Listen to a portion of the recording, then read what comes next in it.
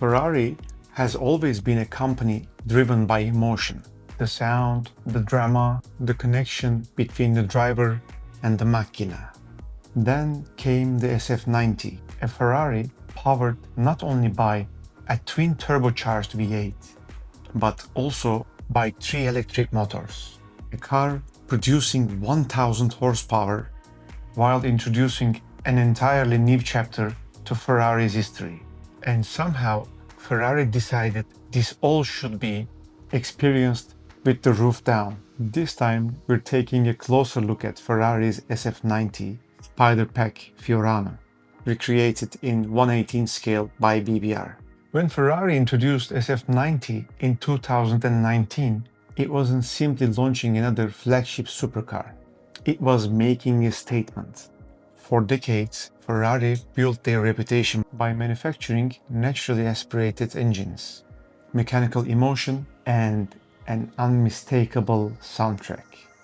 The SF90 challenged that tradition. It became Ferrari's first series production plug-in hybrid, combining a 4-liter turbocharged V8 with 3 electric motors to deliver a combined amount of 1000 horsepower. Its name, SF90, celebrates Ferrari's 90th anniversary in Formula One racing. And in many ways, this car feels like Formula One technology adapted into road car. Rather than replacing Ferrari's identity, it expanded it. This particular example is even more special because it features the Pack Fiorano specification. This wasn't created to make the car more luxurious. It was created to make it feel even closer to Ferrari's racing DNA. The Pack Fiorano introduces lightweight components, chassis-focused upgrades, and several visual elements that immediately distinguish it from a standard SF90 Spider. The silver racing stripe completely changes the personality of the car. Combined with the Rosso Corsa, it gives the SF90 a much more purposeful appearance. It feels sharper, more focused, more aggressive. Even standing still, it looks ready to attack a racing circuit. Now let's talk about the model itself. This is exactly where BBR earned its reputation among collectors. The Rosso Corsa paint is beautifully applied.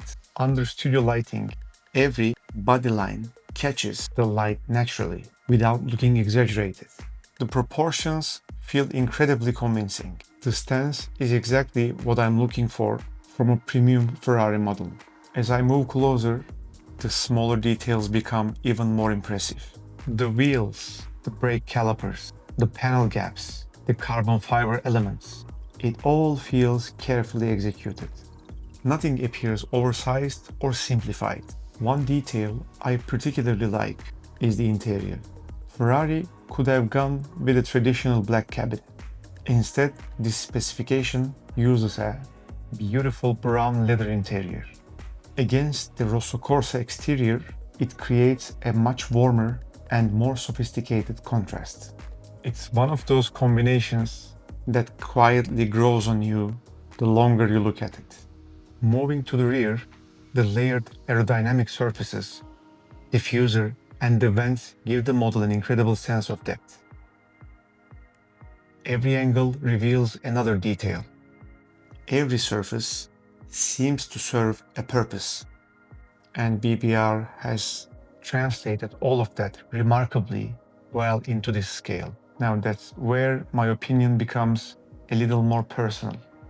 Even though this specification is genuinely beautiful, and I think BBR has done a phenomenal job reproducing it, the overall design language of SF90 never completely matched my own vision of what a Ferrari should look like.